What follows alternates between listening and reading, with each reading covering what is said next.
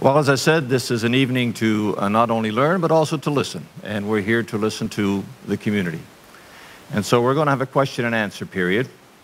You have some options. You may direct a question to a particular panelist, and that panelist will be asked to answer that question. However, the other members of the panel will also be able to address your question if they so wish. We are going to give you a maximum of 2 minutes each. Pastor Small will hold the mic, and when 2 minutes are up, you're going to hear this little noise there, little louder noise, and we're going to ask you at that point to please wrap up your comments. Again, we're looking for your questions or your comments. If you would feel so inclined to share a comment, or if you have a question that's answered and then you want to comment, we're going to do that. We're going to give you every opportunity to participate in a meaningful way, but we ask you to please observe the 2-minute rule with us. Now, Allison is gone, right? Okay. Oh, Mike, thank you. Mike is going to hand out these little cards.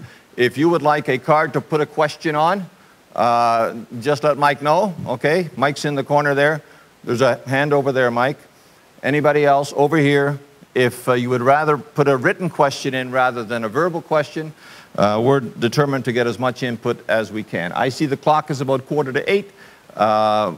We've got about an hour allocated to this. We'll see how it goes, and we'll go from there. I would also ask you that before you ask your question or make your comment, that you give us your name, and that you give us where you're from. And don't say just Flamborough. If you're from Flamborough, we'd like Waterdown or Carlisle or Rockton or Orkney or any one of the other 16 settlement areas. If you're from Hamilton, east, west, south, north. If you're from Glanbrook, whether it's Binbrook or Mount Hope, that would be helpful, I think, in terms of where we proceed from here. Let's have some fun with this. Let's respect each other. Let's listen carefully, and let's go from here. The very first questioner answer. Yes, ma'am. Oh, yes. I'm from Frailton. And first of all, I want to say... Can I have your name, please? I'm sorry. Carolyn Stoppel. Thank you. First of all, I want to to say that we're even having this debate. I find it disturbing. I find it disturbing that we get a source of income, such a big source of income from gambling. I know there's this sign I've seen once when I went to the casino, and it said, know your limit as you go out. Well, if we right now recognize that there's something like I think the last speaker said 5,000 people that have gaming issues, and for every one person, there are 17 affected. So now, if we move this casino to Hamilton, to a larger population, I wonder what the total of people would be that are addicted, and their family members and so forth. So I worry about that. Also, we have, I think in an hour, I could get to something like 6 casinos. And I'm just wondering why we need a bigger, larger casino when we already have so many that are, accessible for people. Having one in Hamilton, I guess you get public transit is just so easy to increase the gambling problem. So, all right, thank you. Tony, you want to take a shot at this, or? As I said from the outset, the money that Ontario Lottery and Gaming generates, that the province asks us to generate, goes back to the province. We generate $7 billion a year. That's on our lottery and gaming properties. $2 billion of that goes to the government for healthcare, $1.5 billion to hospitals, $500 million dispersed to education, health, charities, that type of thing as well too. And if we look at our business model as we exist, we were in trouble. We're a corporation. We're a revenue generator for the province of Ontario. And we saw that our profits to the province were flatlining. And in this day and age, when governments are facing greater deficits, and there's a greater need for increased revenues, they asked us if we can possibly do our part. But as a business, we have to look at our business model. And 10 years ago, our border facilities, Windsor, Niagara, Sault Ste. Marie, Point Edward, were generating $800 million. But because of factors across the border, the Canadian dollar, 9/11 passport restrictions, no smoking regulations, and increased competition on the other side of the border, those revenues are down to $100 million. Still sounds impressive, but for a revenue generator for the Government of Ontario, we need to keep up our part of this commitment. And we did look around the province, and we did see that there were areas of the province that the demand for gaming products there was an underservicement for it as well. And we looked at that, and that's why we decided to do this modernization program and also do some redirection of some of our gaming properties. We closed a few, and we're opening up a few as well, too, in areas that the customers want us to be. Can I ask you, Tony, if I can expand on the question I think you asked, is why so many? Why 29? In March of 2012, there were 27 properties. We closed down 3 properties in Windsor, Sarnia, and Fort Erie because there was an oversupply of gaming in that market. We are down to 24. We're proposing 5 new facilities, one in the Greater Toronto Area, one in North Bay, one in Belleville, one in Kenora, and one in Wasaga Beach, Collingwood area. Thank you. So that's 5 new facilities in areas that we believe that there is an underservice of our product.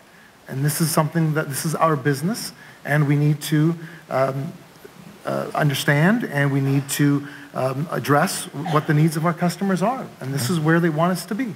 Thank you. Any other member of the panel? Doctor? I hate to be a party pooper here, but let me say this. I agree totally that quite a bit of this money that we are raising is going to very good and noble social things. But think of it on the other side. This is a regressive tax. The poor are paying the greatest proportion of this tax. And in this respect, you have to balance. You have to balance, you know, what this revenue is going for and who's paying for it. Would you not like to have this money spent on education and health, but let the rich pay for it, not the poor? All right. You want to? Mr. Burns. Just a comment, something that Dr. Cabersi just said. The one is that it's simply, it is a popular form of entertainment. People make a choice to go. It's a value for money exercise, and they choose to spend their money, and people do that every day and how they want to spend their entertainment dollar. So be it, they go to a casino, the movies, horse racing, you pick it, people make their choices with their money. What we do know about gaming customers, though, and OLG has proven this out, is that a disproportion of their player base, an representative sample, comes actually from higher incomes.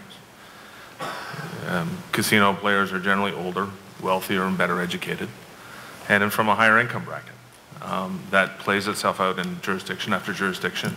OLG has done the same analysis of their player base, and a strong representative from making over $75,000 a year because people make a choice with their entertainment dollars. And that's one thing that the customers of OLG are looking for new opportunities. And that's where they've seen their business decline in some places because it's not meeting their needs. And that's where they've chosen as a business operator to meet those demands. Okay, thank you very much. You know, we're going to be here a long time when I look at the lineup there, so we're going to make it as tight as we possibly can, and would ask the cooperation of the panelists, please. Your name and your address, sir, and your question or comment. Hi, my name's Ted Mansell. I'm the Executive Vice President of Service Employees International Union Local 2. We represent the workers at Flamborough Downs. I don't have a question, but I do have a comment. I understand that this is a very divisive issue in this community, and we will respect City Council's decision whether there will be a casino in Hamilton or not. But just for the record, for what it's worth, we represent employees in many different industries, including the racetrack industry in Ontario. We also represent brewery workers. And I would find it very odd to have a debate on whether we should go back to prohibition because some people have a problem with alcohol. But that's an issue that council will need to deal with. My only main concern here tonight, as the union representing these employees, is we are adamantly asking council to please, if they approve a casino in Hamilton, to ensure it is located solely and specifically at Flamborough Downs in order to preserve the 3,000 direct and indirect jobs that we currently have in this community because of that facility. If a casino is put anywhere else in Hamilton, it will threaten those jobs, and we will see the largest loss of jobs in the Hamilton community in recent history. So please, I hope everybody here supports council. If they do go ahead with a casino in Hamilton, please ensure it's conditional on it being located specifically at Flamborough Downs in support of these jobs in our local community. Our kids have no other jobs to look forward to in this local community. We're losing jobs all the time. And to throw 3,000 people out of work to put 300 or 400 or 500 new jobs downtown, which is what I'm hearing the debate is, there will be a net loss of 2,500 to 3,000 jobs. It doesn't make economic sense. Thank you. Thank you very much.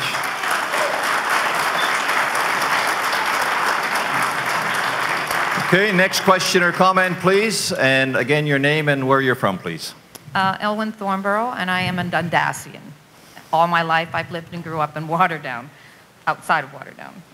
My question is, because I am a horseman, I want to know what, if this casino does go through and does go into Flamborough, what percentage of it is going to go to the horse people?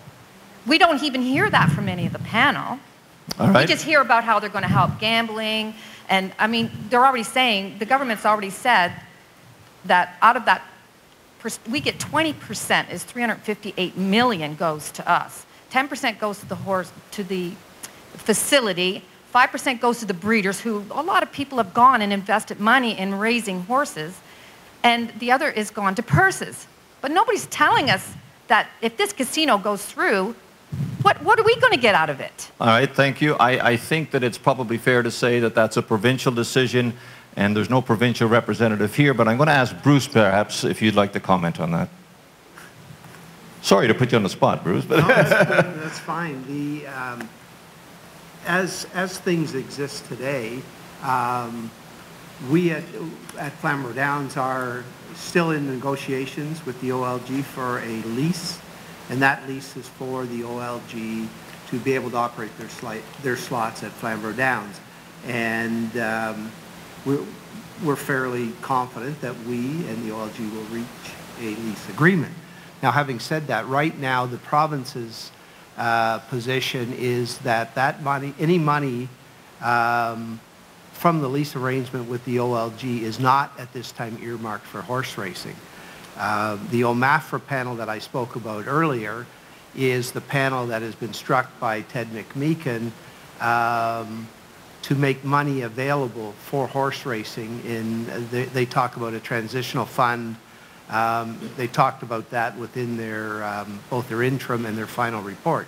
At this point in time, we don't know what that amount of money is. So at this point in time, we really can't say how much money will be available either for the racetracks to run racing or for horse people to run their horses for that purse. So at this point in time, there really has not been a definitive amount of money made available that we're aware of anyway. So. Okay, sorry, but that's the best answer we have for you. Your name, your community, and your question or comment, please. Okay, my name is Patricia. I live in Stony Creek, and my question originally was going to be to Hannah Holmes, but unfortunately she didn't make it tonight. I was on her website today and was wondering if she had ever conducted research, consulted, or published any papers in any journals related to gaming. So I will ask Dr. Kabursi if he's done this. And as he contemplates his answer, let me just remind you again that Professor Hannah, oh help me with the name, Holmes, sorry, Hannah Holmes will be participating in tomorrow night's debate at City Hall, so maybe that will be helpful. Dr. Kabursi, do you have a comment? Yeah, I published quite a bit actually. I wrote a paper and it's published on the cannibalization of gaming. You know, how can one measure this? What would be the upper limit and the lower limits on the extent to which casinos have taken money away from households and away from different competing businesses. I've done quite a bit that is not published, but in the public record, I've estimated the economic impact of horse racing on Ontario and the tracks and the hosting municipalities. I've done quite a bit on the review of the 3 commercial casinos. I was involved in every single study on the establishment of the major commercial casinos and reviews 6 months, 1 year, and 5 years. I was very much gung-ho on the casinos at the border where we bring the Americans, take their money, and send their problems back. All right, thank you. Can we have the next question or comment, please? Yes, hi. Your name and your community, please, and then your question or comment. I'm Kathy McMaster. I'm from Rockton, Ontario. So I'm Flamborough Ward 14. First, I have a comment because I brought my trusty little calculator with me. If we look at the population of Ontario, which is 12 million or thereabouts, and we look at the number of people who can gamble, it's probably 6 million or thereabouts. And if you put into this province 29 of those gambling facilities, you're putting in a facility for every 207,000 people. That really saturates the province, and it only tells me just how badly our province needs money. But I keep track of the deficit and the debt anyway, so I'm already aware of it. My question is the following. You say that you will approach private interests to build these casinos. Will you, in fact, have any control on the house return to the gambler? In other words, we look at Las Vegas, and I think the house return is 87%. What is the house return to the gambling individuals going to be with these casinos? Thank you, Kathy. Tony? Ma'am, we have that information on our website, and we're very open with it as well, too. Our slot machines, there is a regulation for our slot machines, and I believe it is 85% return on the life of those machines, and we have that public as well. Okay. So do I go with 85%? And many times it is a little higher as well too, but the lowest limit is 85% on the rate of return. All right, Paul Burns wants to... It's set in regulation by the Alcohol and Gaming Commission of Ontario to pay a minimum. In fact, the operating mine is probably closer to 92% in terms of the operating current environment in Ontario.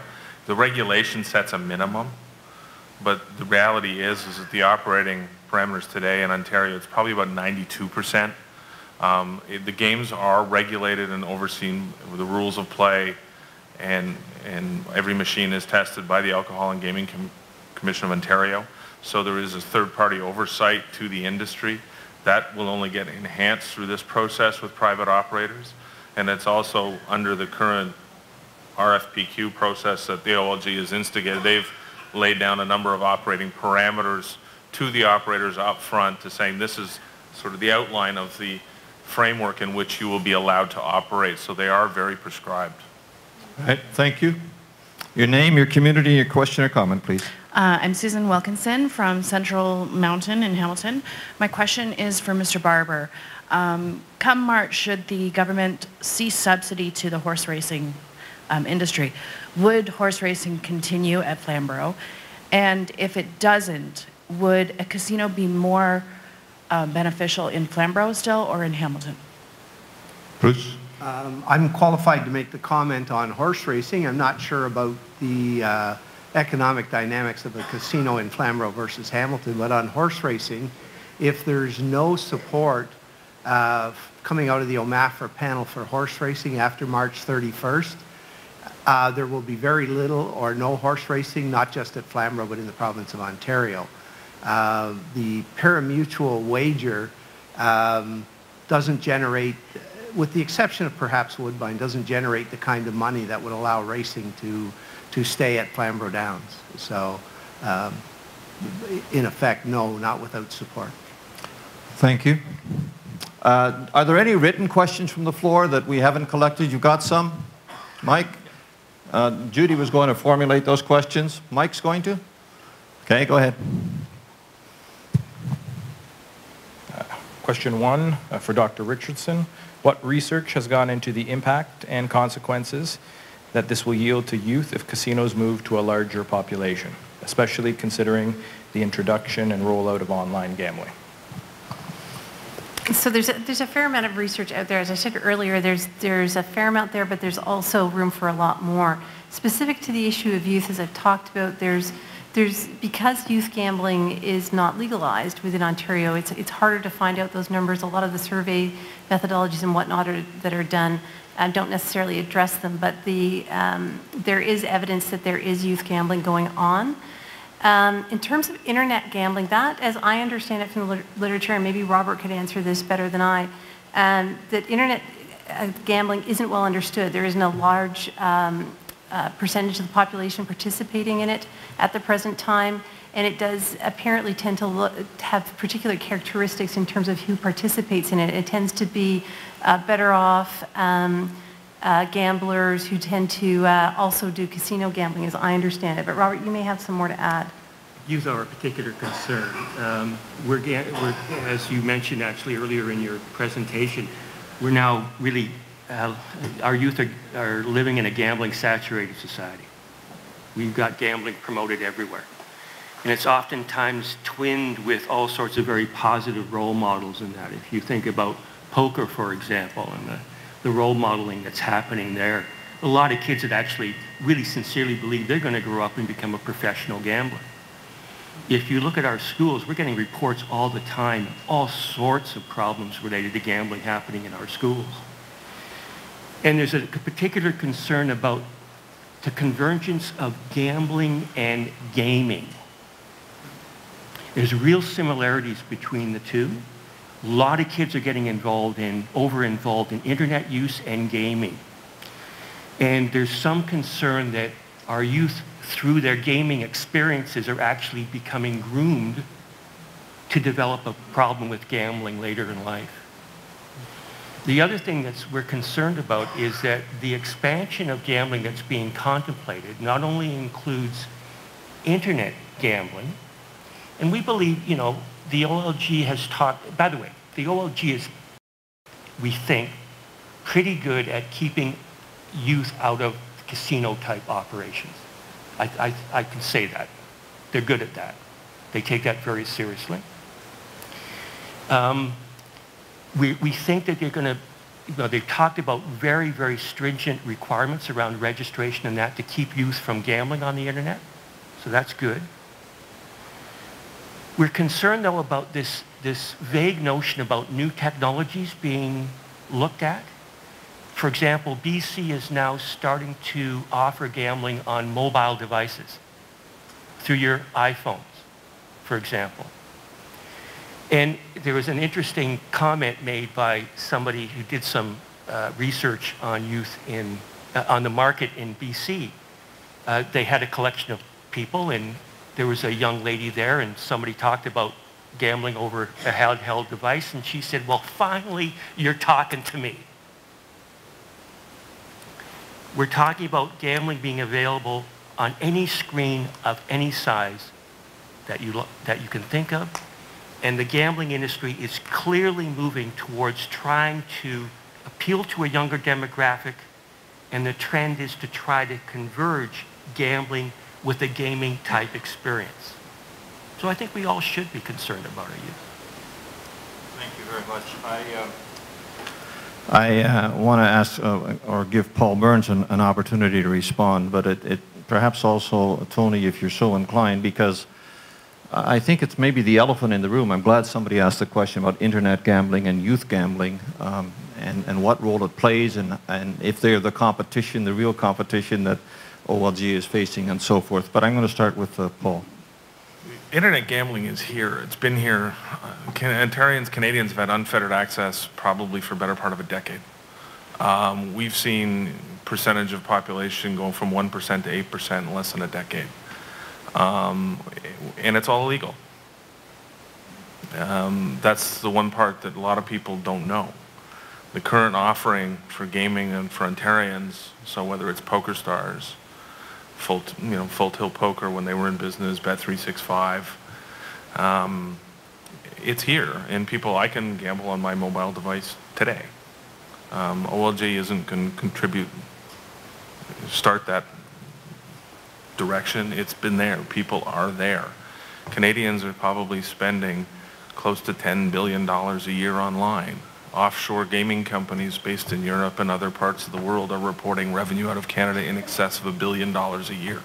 So what we're looking for as an industry, and we've been waiting for, is organizations like OLG to meet the market demand, but also in a regulated environment that meet the standards that Canadians expect and the provinces expect to deliver when it comes to access, problem gambling, and information and responsible gaming protections on those sites. And so we've seen that it's here. It's, I know that for a fact on sports betting alone, there's over $4 billion wagered by Canadians in offshore sports books right now. So those devices are here, the access is here. It's, and the one strong point about gambling on the internet is you're no longer anonymous. That's the one strong point, is that the companies and organizations know who you are and know how to access you and know that you're a resort. So the point being is you can walk into a casino today and play with money and walk out and leave, and they don't know who you are. The fact of the matter is the internet is not anonymous. And so there are protections, but organizations like OLG, because there has been no law enforcement actions taken to restrict the offshore access to online gaming. Thank you. I just want to alert the panel that I think that in the interest of everyone tonight, I'm going to give them an opportunity, those who want, to maybe wrap up with a minute or two at the end of the evening. So if there's something that you think you want to share that we didn't have the opportunity, I want to give you that opportunity. Your name and your hometown and a very familiar face and your question or comment, please. My name is Jojo. I'm a resident of West Hamilton. I also have an interest in the horse racing business. It's pretty obvious that, or pretty well known, that the moves by OLG is pretty devastating the horse racing industry. I mean, everybody's worried. People are very nervous. And my question is two questions actually. One to the OLG member and also the Mr. Murray. You say you're negotiating with the OLG. Are you giving any consideration to racing at Flamborough or Georgian to keep the racing industry going? What consideration are you giving to help us survive? Because, I mean, we are dying as an industry. I'm talking about the racing industry. A lot of people here are very nervous about their jobs, their investments, and we don't hear anybody talking about helping us save this industry. And that kind of bothers us. So are you giving any consideration to doing something for us? What is it like, what can we expect from you if you get the support or get a new deal to give the casinos at Flamborough? All right, I'm going to give Tony an opportunity to respond. And who was your second? This one is for Mr. Murray, but I got another one for the OLG agent. Now, when you present the new model to make money for the province, it sounds very elegant. But I detect a very cynical approach to exploiting the poor to generate money for the government. Now, if you continue the way you're going with this new model and you make all the money that you want to make and destroy an industry like the horse racing industry, aren't we going to be a burden on the government again by going on welfare, unemployment? I mean, wouldn't it be better for us to be working and paying taxes to the government instead of trying to kind of take it? Thank you, Jojo. Tony? First of all, I'd like to say I'm a big fan of yours, Jojo. I'm a former TV journalist, and I do remember you as well. As Bruce mentioned, and as the chair mentioned as well too, the decision to end the slots at racetrack funding was a government decision. What we asked is to end the prescriptive policy of the slots specifically at racetracks. If we're going to get the private sector involved, we need to give them options. And the old policy, which was a good policy at the beginning, that started in 1998, was the expansion of gaming and gambling in Ontario will be restricted to racetracks only. If you're going to get the private sector involved, you need to give them options. You can't tell them where they have to buy something. They won't buy it. If we're going to get the private sector involved, we're going to get their capital, we're going to have them take over the running of the day-to-day operations, we need to give them this option. And that's what OLG asked of the government, to end this prescriptive policy of limiting slots at racetracks only. The government, I apologize, I can't speak on behalf of the government, but it was clear in their budget that they decided that $345 million would be spent in other areas, and that's their decision. We are negotiating with each of the racetracks for a different arrangement from tenant to landlord, and we will be in those racetracks, we believe, for a while yet, because these are going to be short-term leases, 3 to 5 years. And we are expecting to hear from the Horse Transition Panel on their funding as well, too. Beyond that, I can't say much. Horse racing has been a long-standing tradition in Ontario for 100 years. It was here before the Slots of Racetrack program. We firmly believe there will be a horse racing industry after the Slots of Racetrack program. Second question, Jojo, make it quick, okay? This is real quick. Now, I'm sure your studies revealed to you that, the racing industry will be devastated by your new moves. Okay, fine. Now, the business partners you're looking for, as far as we're concerned, are not interested in keeping racing going. That's our problem. Okay, you've made the point. Now you got a question over here for, did you say Mr. Murray? Go ahead, Jojo. Mr. Murray. Mr. Burns. Okay. So what's your question, Jojo? My question is, if we help you, if you get your new deal to get the slots at Flamborough, what guarantees can you give us as a racing community that you'll keep racing going? Can you give us any guarantees? Will there be racing at Flamborough? Let me try if you want to add something to it. Yeah. Okay. Let me just give him a chance to get his thoughts together. But we did have, we called this at the Chamber, we're calling this Super Wednesday because we had a meeting this morning with Ted McMeekin, who's the Minister of Agriculture, as you know, and that was a big part of the discussion this morning. He brought John Snoblin with him, who's a member of the OMAFRA panel, and I think that it's fair to say, some of you were there this morning, I think it's fair to say that we can expect an announcement from the government on this issue shortly, and I hope and pray that at least there'll be some transitional funding to help the horse industry survive. So now I interjected that. Bruce, add what you can. I think Aaron, you answered it as well as I could. It's exactly where we stand today as far as racing goes. Until we see what the OMAFRA panel presents to the industry, as Aaron said, expected either in the next few days or the next week. At that point in time, we'll have a better idea as to how much funds will be available for racing, not just at Flamborough, but in all of Ontario. So it really is a matter of waiting to see. All right, I have one more comment over here on that question. Thank you, Jojo. The one thing you have going for you in this community, and you must understand, is Great Canadian Gaming Corporation. They are the only company in the province that operates and owns a racetrack right now that also can operate a casino. They operate great facilities in British Columbia. None of the other racetracks, except for Georgian Downs, which they also own, is in that same position. And so I think that the chance of racing continuing, is greater with a company like them that operate horse racing and know how to operate horse racing. And I think that you're fortunate to have a good local partner in that regard right now. They have to bid for this. There's no guarantees, but the process is that you've got a company that knows horse racing and knows the casino gaming industry, and not every other track community has such a thing going for them. All right, thank you. Michael, you got the next written question. This question's for Tony. Tony, we have heard that regardless of this decision, slot machines are inevitable in Hamilton's downtown bingo halls. Is this true? Slot machines are inevitable in downtown bingo halls. Is this true? Tony? So this is a question I've been answering for the last several days, and I can emphatically say no. The issue of the revitalization of the bingo industry in comparison to what's happening to the horse racing industry are two different issues. They're trying to be clouded together, but I have to tell you that there are two different issues. The revitalization of bingo started back in 2005 when, ironically, slots were put into racetracks. And bingo halls started to see a decline.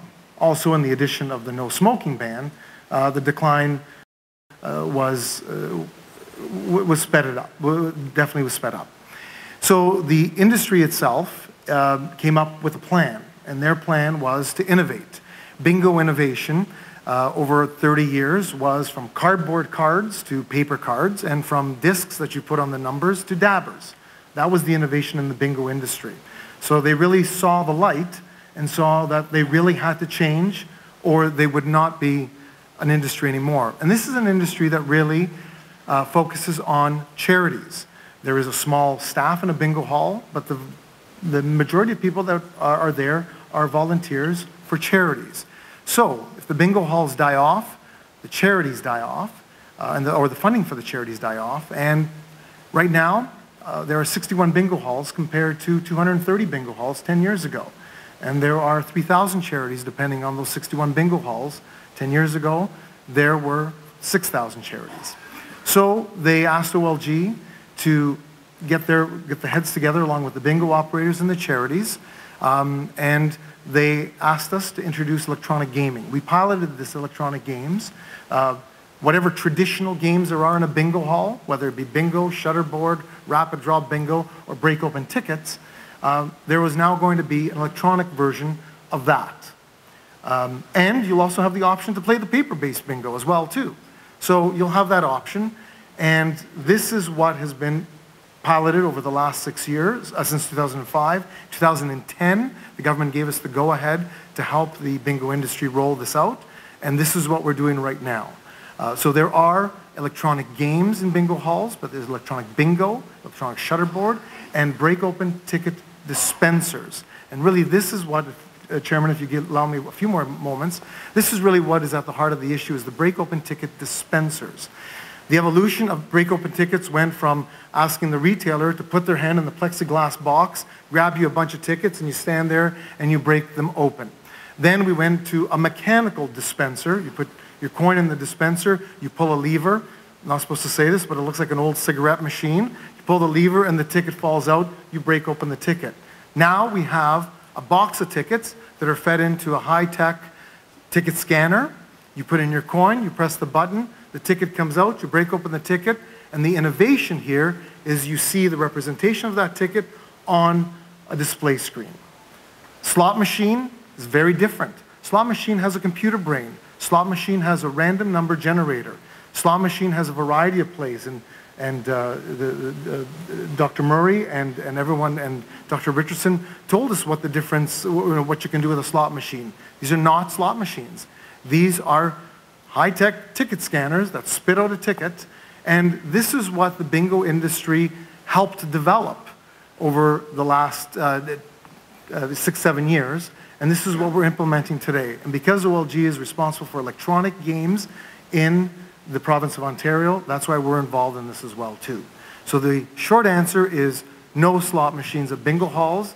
The real answer is electronic ticket dispensers at bingo halls, along with electronic bingo and paper bingo as well. Thank you. Mr. Murray. And for the installation of automated gambling machines in bingo halls. In fact, we're providing training to those centers on how to manage that innovation to the bingo industry. And I just have to say, we have concerns. These are automated gambling machines. They're not strictly a slot machine, as was stated, because they don't have a random number generator in it. But the type of experience that the player will have with the automated gambling machines will be very similar to the experience of slot machine play. That's a concern.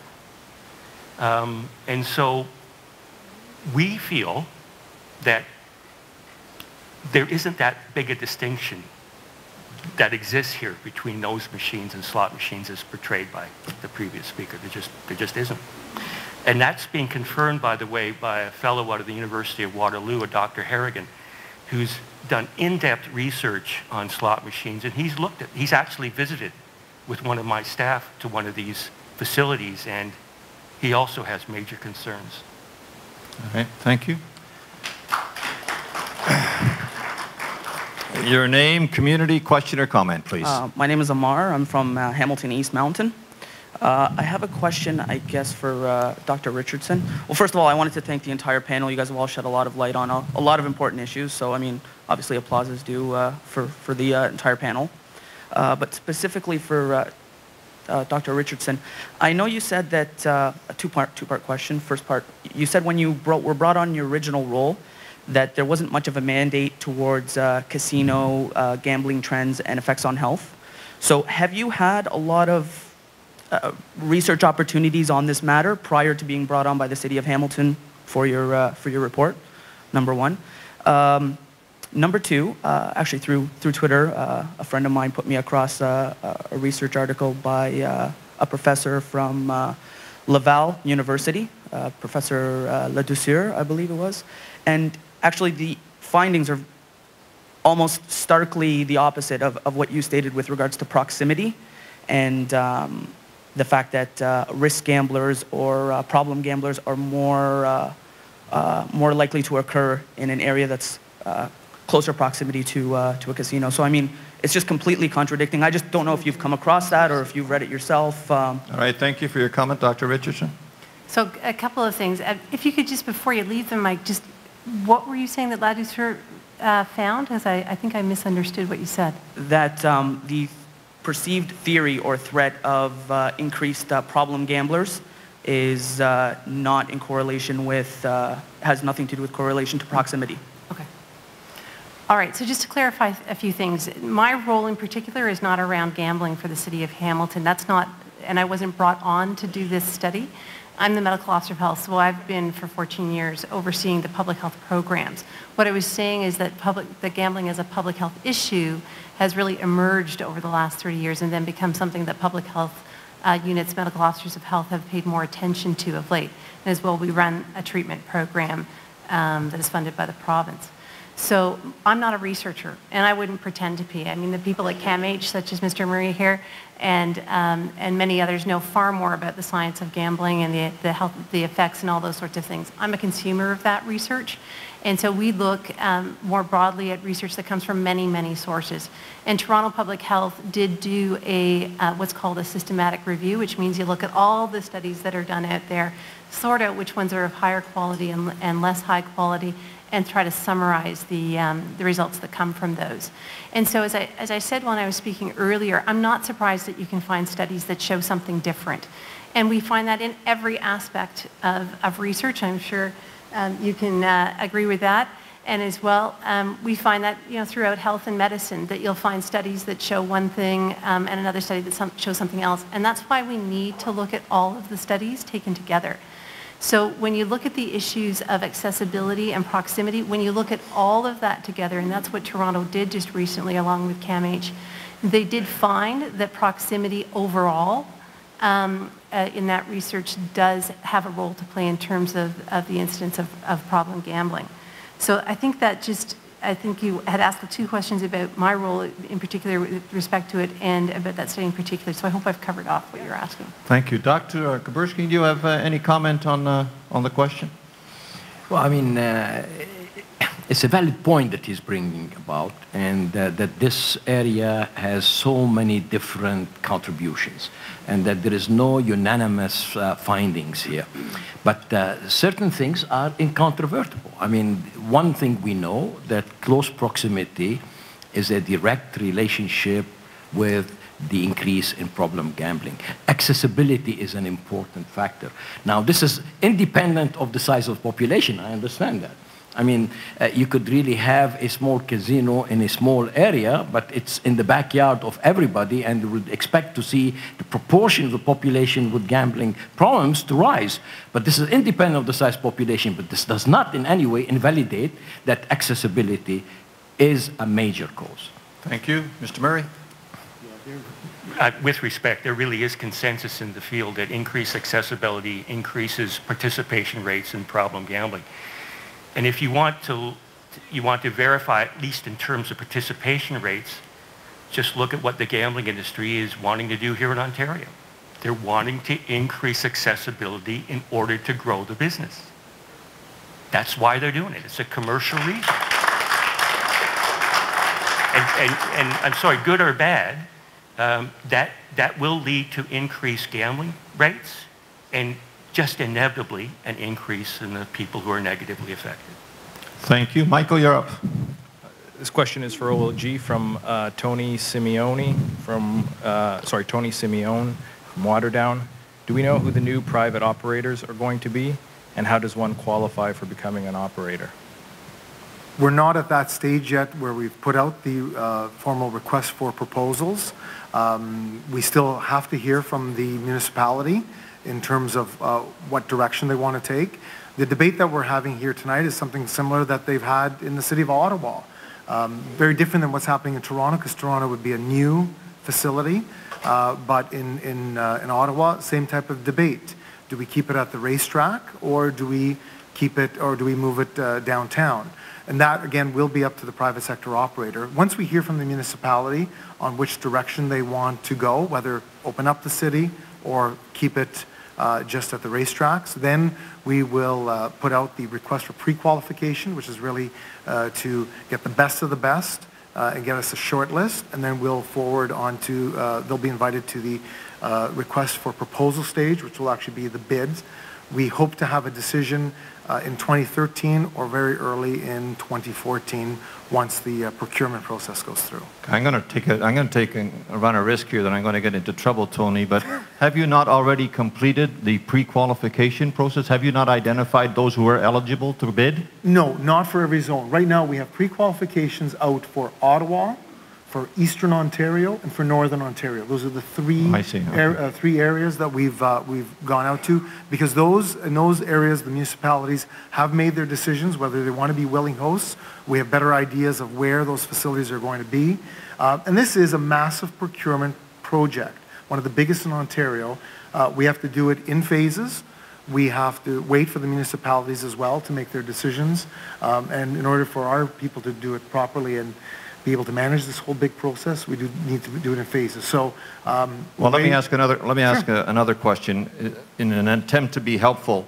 What are the basic criteria to qualify that would allow an entity to bid? Sure. So you really do have to be a gaming operator. You have to have some experience in the gaming industry. If you decide that you want to open up Joe's slot company and think you can run a gaming facility, and you put your bid and you put your qualifications in, I have a feeling that you're not going to be able to be there. But you have to show us that you are qualified, that you have worked in the industry, show us your financials, various other credentials to show us that you are legitimate. And there are a lot in this country. There are a lot in North America, a lot around the world. So we'll look at the best of the best. And then we will boil that down and then invite that group to the RFP stage. All right. Your comment or question, your name and your hometown, please. My name is Pat Huru, and I'm from North Burlington, but this affects us because my husband has standard bred horses, and he has the horses that he trains are qualified for Flamborough, cannot race at the big tracks like a lot of people here. And we are the majority of the horse racing people, because not the minority have the big horses that make the big money. That's the minority. The majority of horse people are the ordinary farming people with 3 or 4 horses. And this is their living, our living. I hear you, but now tonight's meeting is about casinos. No, it's about gambling. This is about gambling.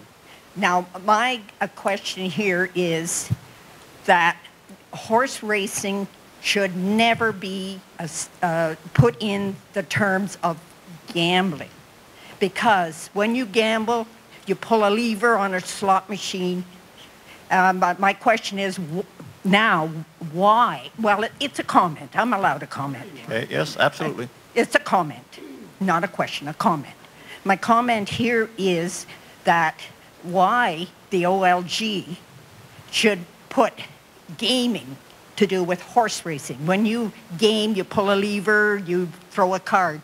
With horse racing, anyone who's in the industry, you look at a sheet. The sheet tells you the qualifications of the horse, tells you the class the horse is racing in, tells you its past lines, and you are betting on maybe 8 or 9 horses, and if a person is in the industry or betting on the horses, it's not gaming. I hear you. Thank you for your comment. Okay, the next person, please, your name and your community and your question or comment, please. Hi, my name's Brian Tropey. I'm the General Manager of the Ontario Harness Horse Association. I'm from Rockwood, but many of my members are living in the Flamborough and Hamilton area. During the gaming modernization process, we had an opportunity. I personally met with the OLG, and during that discussion, we were told that absolutely that the OLG understood that there had to be a revenue sharing agreement with the horse people. If it wasn't for horse racing, there would be no slot program. Going back to '98 when the referendums were done, the people of Ontario voted then that they didn't want slots. That's why they came to the racetrack. It was an agreement. Based on those agreements and based on the fact that we always had what was categorized as a successful partnership with the OLG, and the fact that the OLG entered into an additional 5-year renewal term within the last 2 years, these people that are sitting in the audience today invested tens of thousands of dollars, if not hundreds of thousands of dollars, that they'll never have a chance to recoup. As the official spokesperson for the OLG, what would you like to say to these people?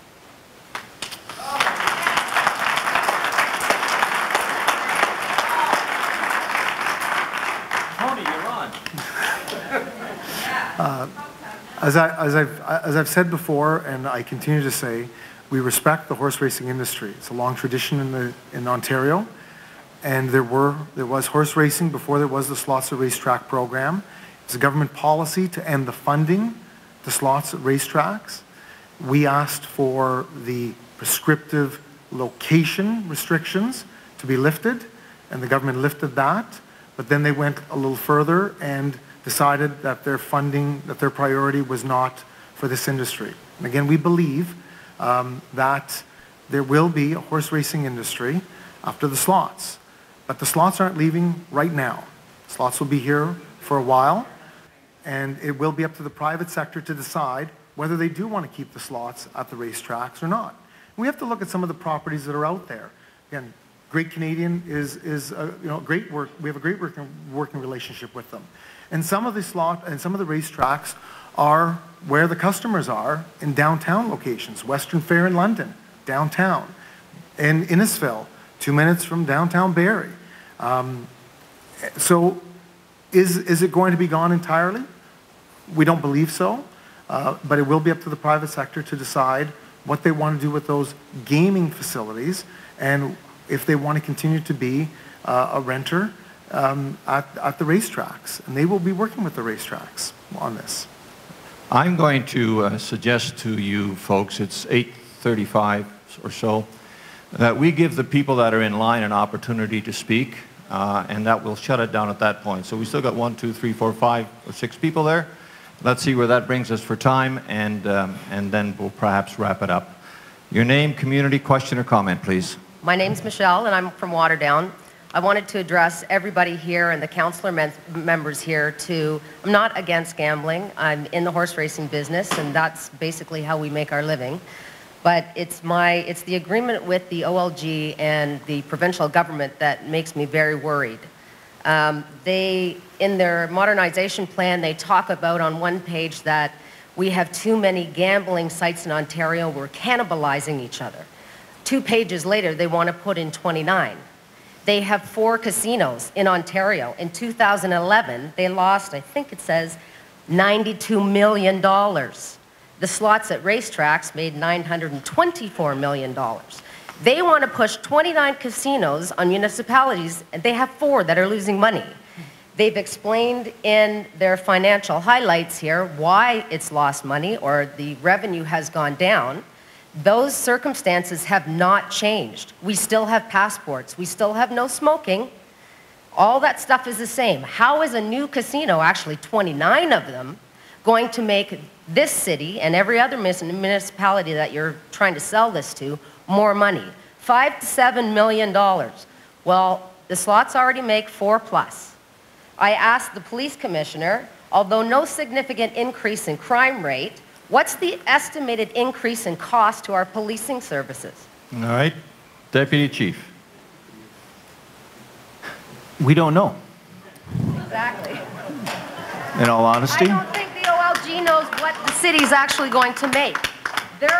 They say that they're trying to get to the customer. The customer wants us to be more accessible to them.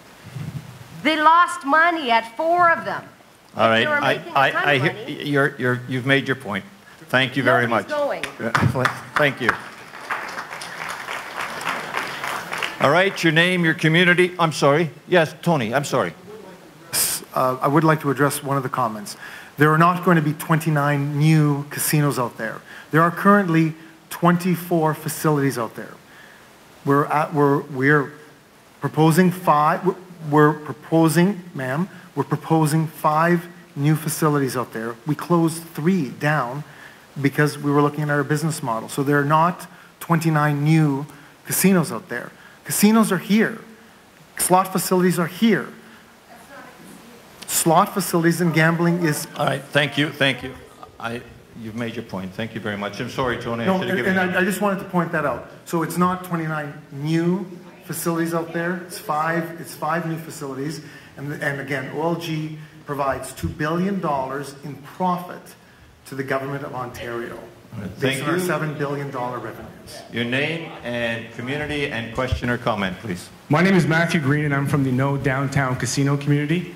And my comment first is this, Mr. Atif Kabersi, Dr. Kabersi, I appreciate that you're here. 10 years ago, I sat in one of your classrooms, and in fact, it was your study that you wrote in conjunction with Don Jaffrey in '96 when Hamilton passed on a downtown casino the first time that led me on this mission. So for that, I thank you. And to Dr. Richardson, I thank you as well. Although I'll comment on this, I find it ironic that the only 2 doctors on this entire panel have been questioned about their credentials. So following the lead of my friend from Carmen's, I'd like to ask the gentleman on this side. I'm not sure which one of you guys has a PhD, but I would like to ask Mr. Burns, who is the only lobbyist that is unregistered here in Hamilton, what evidence-based research do you have to present, sir? What papers have you written, sir? And what qualifies you to be here educating us on a downtown casino?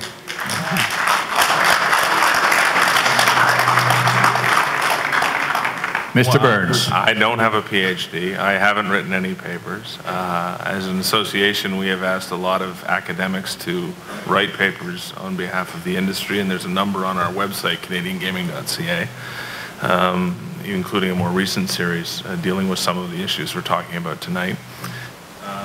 My background in gaming goes back to the Slots at Racetrack program as a policy advisor in the Harris government.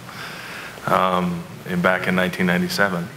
I'm not new to Flamborough. I remember sitting between the Horsemen and Mr. Juravinsky during one of what have become some legendary disputes over the years when whether we'll call it a lockout or a strike occurred between the Horsemen's Association and the track. I'm very familiar with the industry in Ontario. I was part of the group when the last opportunity came along for the private sector to get involved in Ontario in the mid-90s. That was part of the development of the Brantford Casino until we were asked to step aside by the Ontario government because they wanted to do it.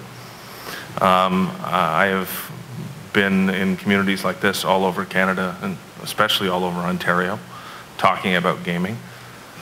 I have seen the results of the industry. The good people that work in this industry that also buy groceries in communities, live in communities, and volunteer in communities, and raise money for community organizations. That it's a positive career experience. So as I look at it, I have a long history in the industry, and from a public policy perspective as well as from an operational perspective. So I bring that to this community. All right, thank you. Your name, your community, and your question or comment, please. Yes, Jeremy Skirman, farmer from Mill Grove, Ontario. As a Christian, I share a deep concern for what this does to our poor, our disadvantaged, those who maybe have who are vulnerable to addictions or codependence. To the OLG, we don't need this in our town. Our downtown has enough problems the way it is. To our city councilors who see this as a revenue stream, you've spent us into a hole. And some of you sitting here tonight are responsible for this. Don't think this is the magic pill, because it's never going to work. These social problems will result in more costs to our government at different levels. We do not need a casino in this city. To the OLG, I want to ask, what price do you put on these social problems?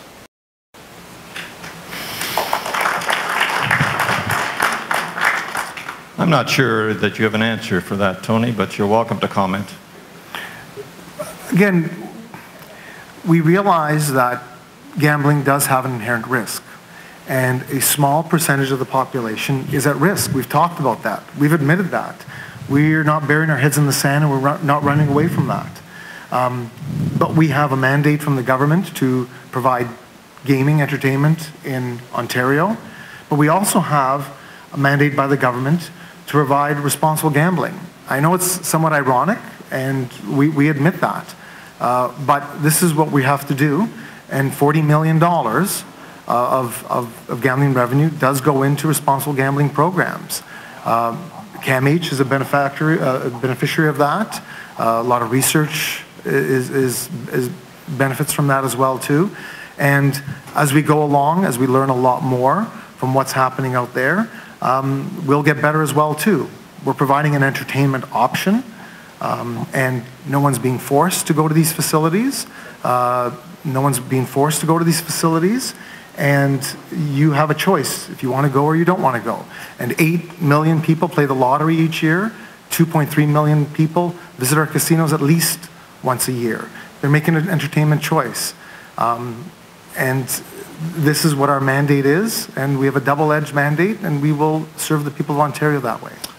Okay, Donna, you're up. Sorry.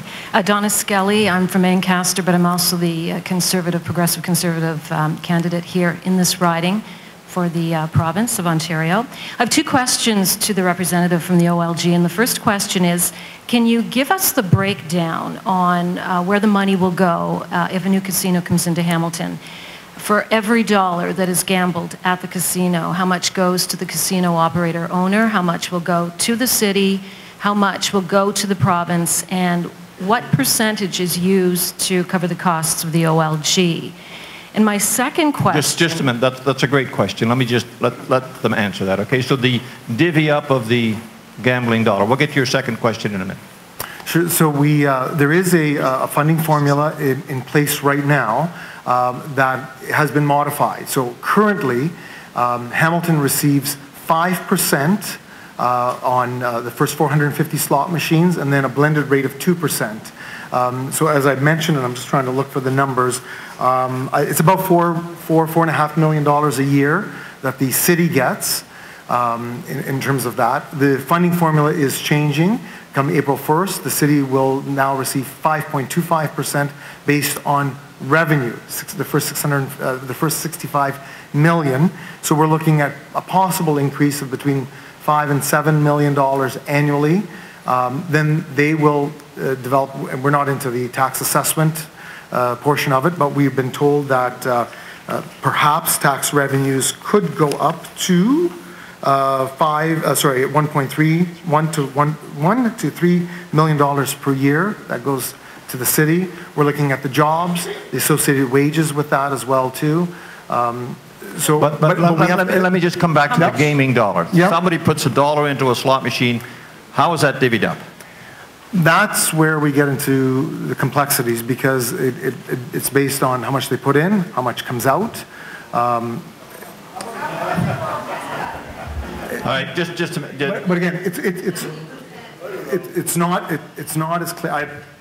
You believe me if you believe me, you don't if you don't. But it's not as clear cut, because slot machines return a certain amount. If you go to table games return a different amount, because there's a labor cost associated with table games. Tony, I'm going to invite you to come tomorrow night and answer that question. I will try, definitely. Right. Maybe the same answer. Yeah. Your second question, Donna. My second question is, the current government is running a deficit about $14 billion.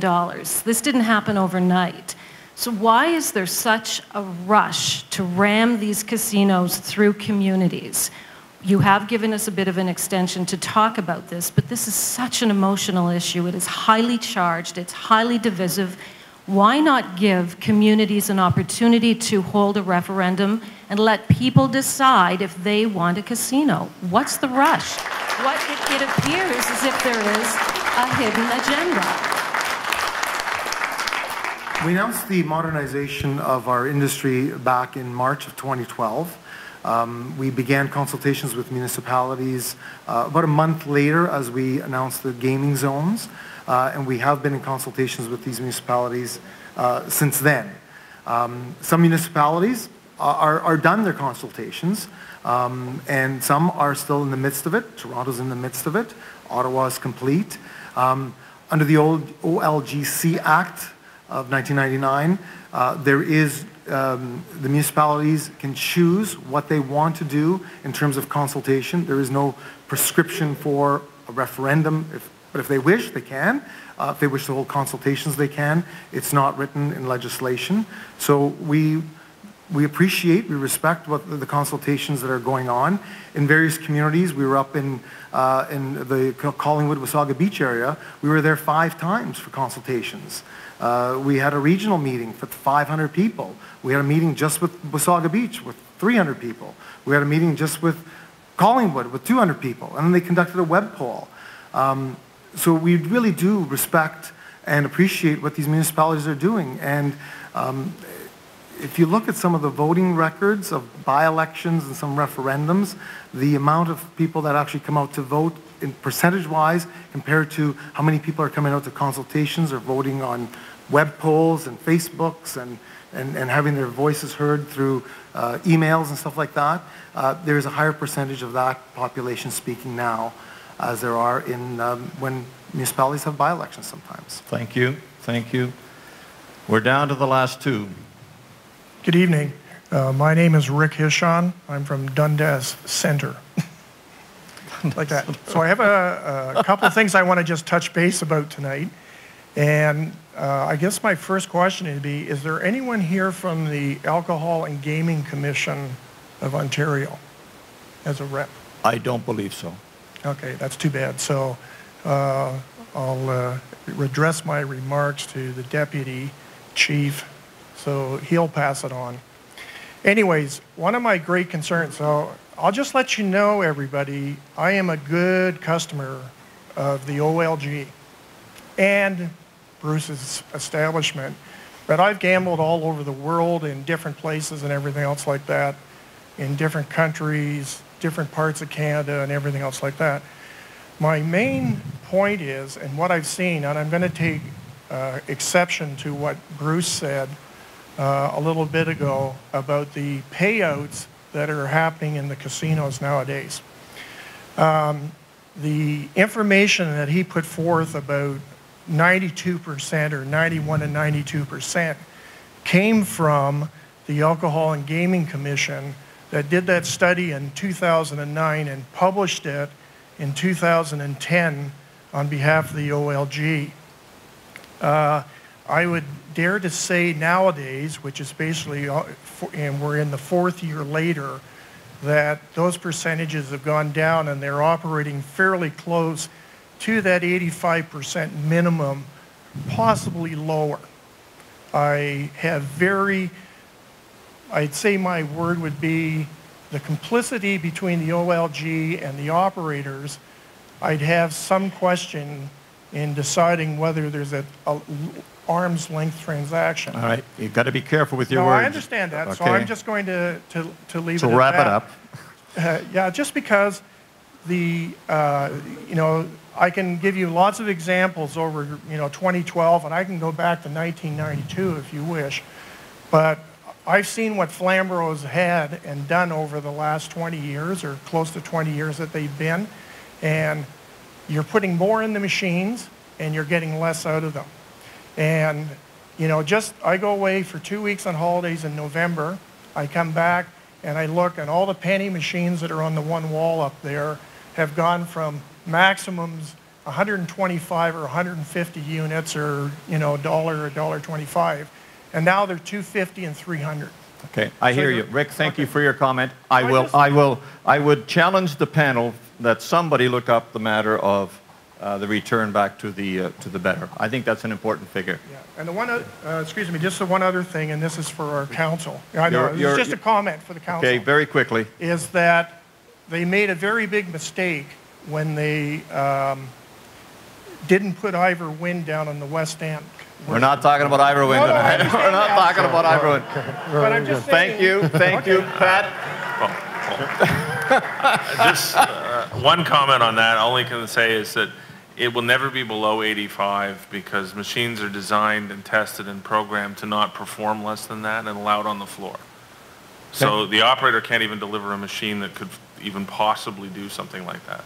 Could it be less than 92? Yes, it could, but it would never be less than 85. Never less than 85. Your name, your community, your question. Oh, I'm sorry, Doctor.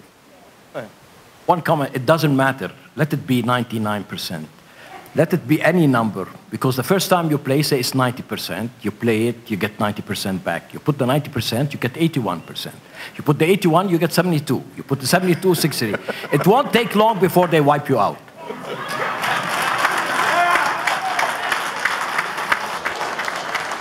Okay, I'm going to lay awake all night trying to figure out that math. Thank you for that comment. Your name, your community, your question or comment, please. Yeah, it's Wayne Smith from Mount Hope, Ontario. And as a community, really appreciate this. And I really, really appreciate the people on the right-hand side, my right-hand side. I think if the councillors are paying any attention, I think you got a lot of good information here tonight in regards to gambling. I've been going to the races since I was this high. I don't have a gambling problem. I really enjoy going to the races. I've gone to the casinos. A lot of what those people are saying, when I'm sitting here analyzing what they're saying, now I can see it. I think if the casino is a place where you have to drive to, chances are if you have to drive to it, you own a car. Chances are you pay insurance on a car. Chances are you have money. Chances are you can afford to lose money. That doesn't mean you can't become addicted. I have a hard time with OLG and the province of Ontario. The OLG is fighting their ass off here to bring the bingos back in this province, but I don't see the OLG. I disagree with a woman here who's into horses. Gambling is gambling. If I take money out of this pocket and put it somewhere and I don't have a chance of getting the full amount of that money back, it's gambling. You got to wrap it up. Okay, so the problem I have is OLG is fighting their hearts out to keep bingo and OLG. What is the problem with making a partnership with the horse racing business and fighting your ass off to save the horse racing industry?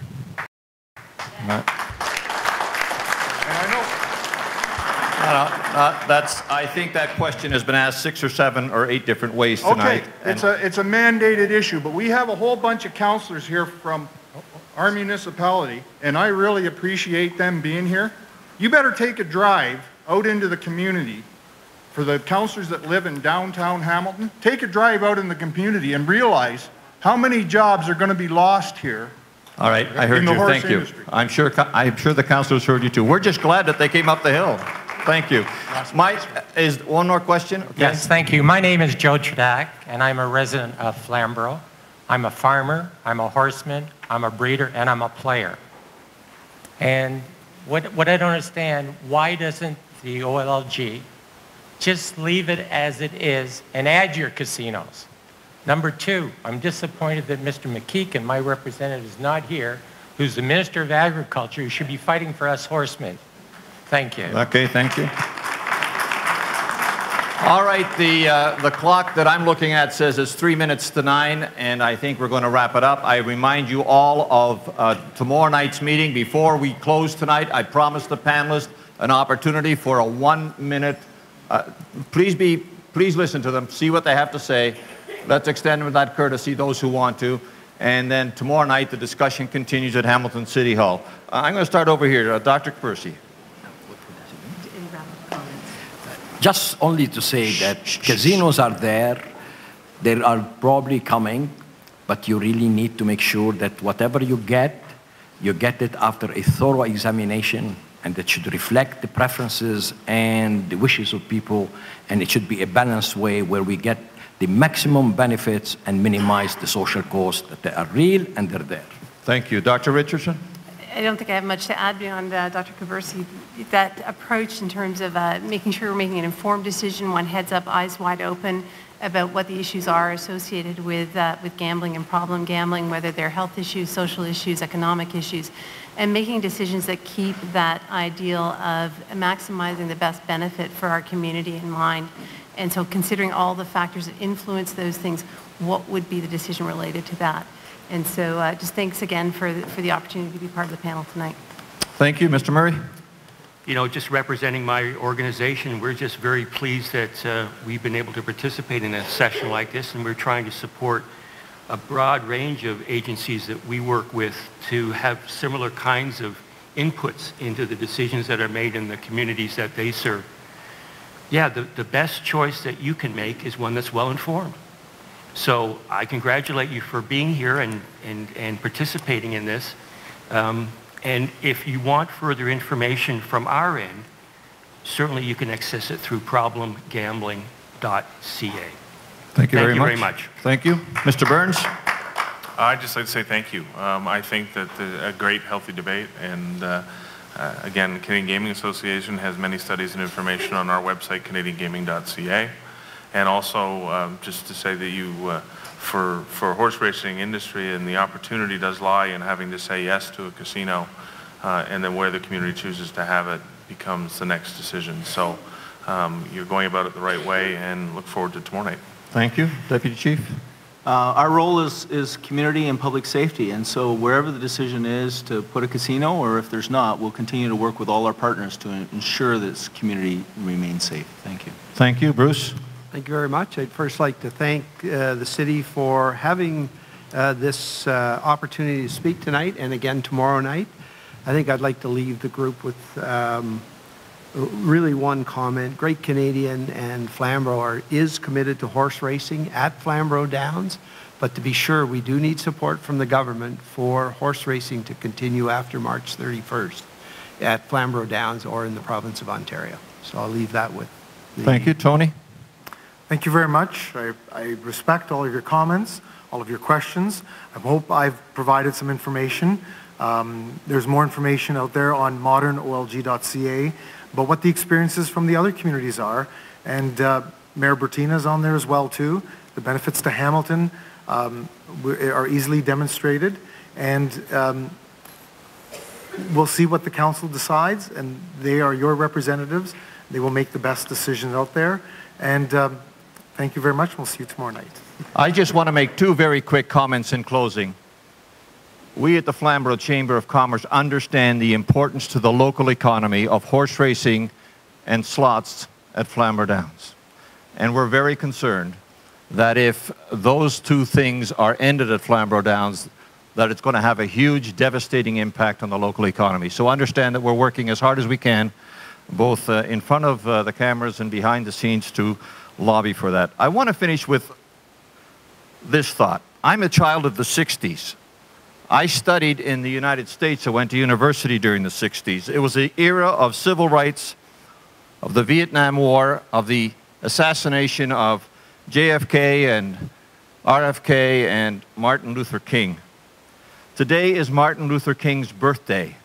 And I came across this quote today, and I want to share it with you in the hope that it will lead us to a constructive and positive decision. This is what Martin Luther King said. Rarely do we find men and women who willingly engage in hard, solid thinking. There is an almost universal quest for easy answers and half-baked solutions. Nothing pains people more than having to think. Let's all go home thinking about what we've heard tonight. Thank you. Good night.